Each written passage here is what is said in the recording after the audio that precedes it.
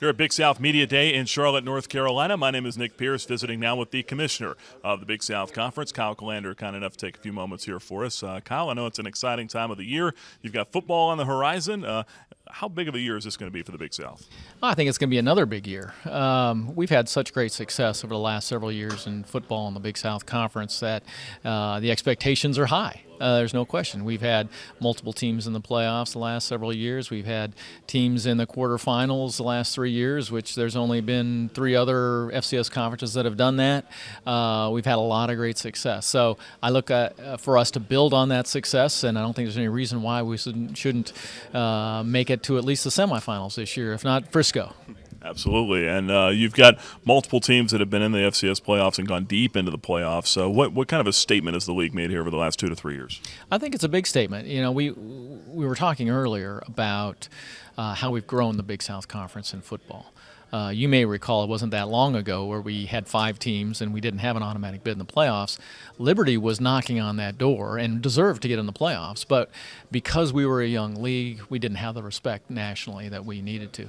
Well, when we started getting into the playoffs, when we got the automatic bid and started beating people, we developed that respect. And so now I think we're at a place where people understand that they know the brand of football we play in the Big South Conference, and that will pay off for us moving forward. And certainly I think it's well deserved on the part of our institutions and our teams to get serious consideration for the playoffs and to be in it. Certainly, college football always changing. College athletics, the conference is always changing. Folks are moving around.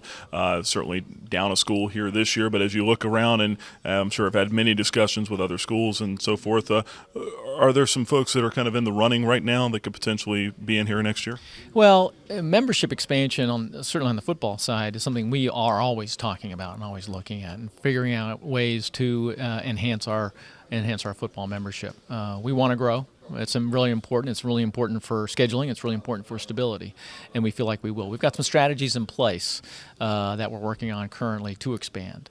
The thing that I think the reason that I have such enthusiasm and confidence for that is because of what we were just talking about, the success that we've had in Big South football. I believe that the Big South is a destination for any institution that wants to have a successful FCS program.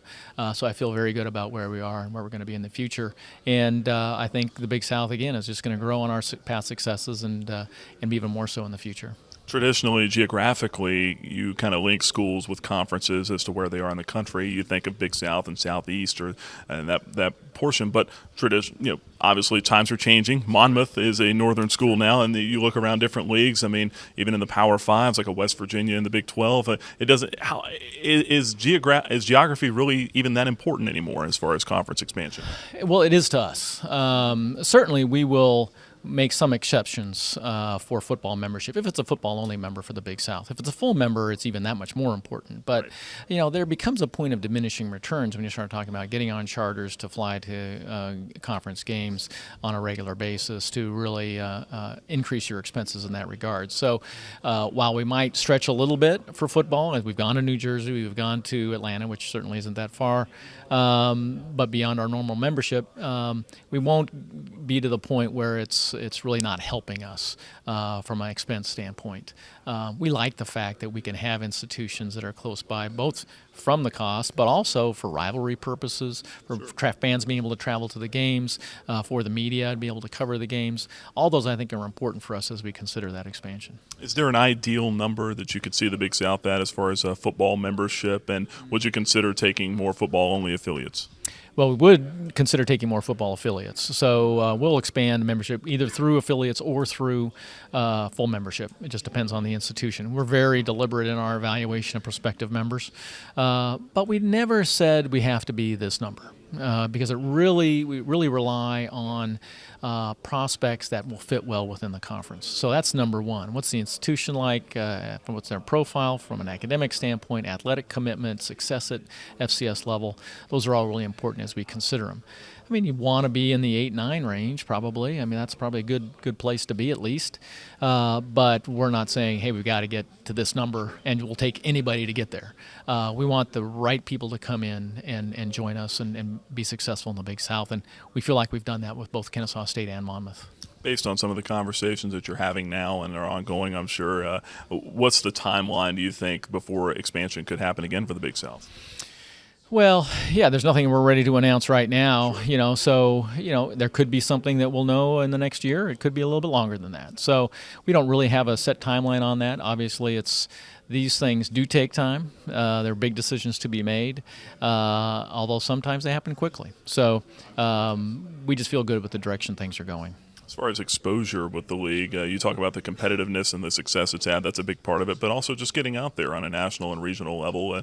There's a lot of avenues that do that. Liberty, certainly, we do our share to try to put the games out there as far as we can, and then also Kennesaw State getting a new television deal down there in Atlanta. That's certainly got to help as far as the footprint. How do you feel about the overall exposure for the conference? I feel good about it. Certainly the job Liberty does with the Liberty Flame Sports Network is outstanding. We are very excited about the job you guys do in supporting your program. We've got a great relationship with ESPN, which provides us a lot of exposure. They've been great to us.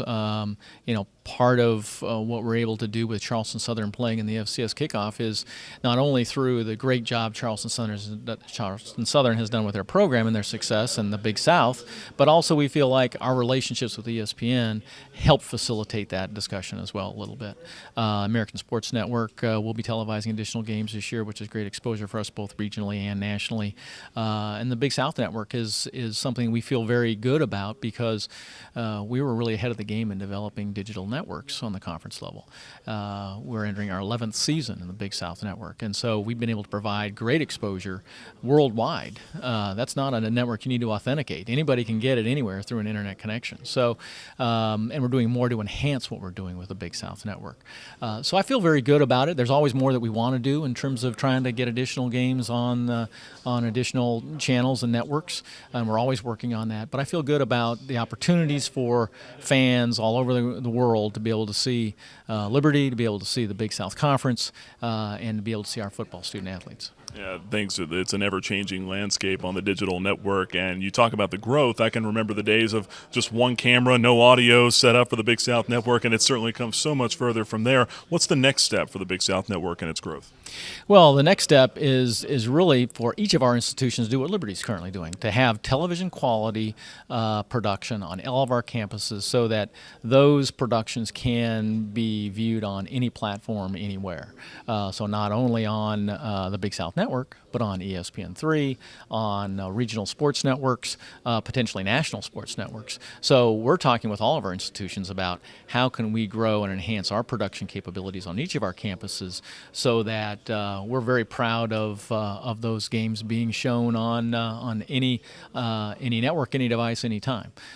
So we're encouraged and enthusiastic about what we're doing in that regard.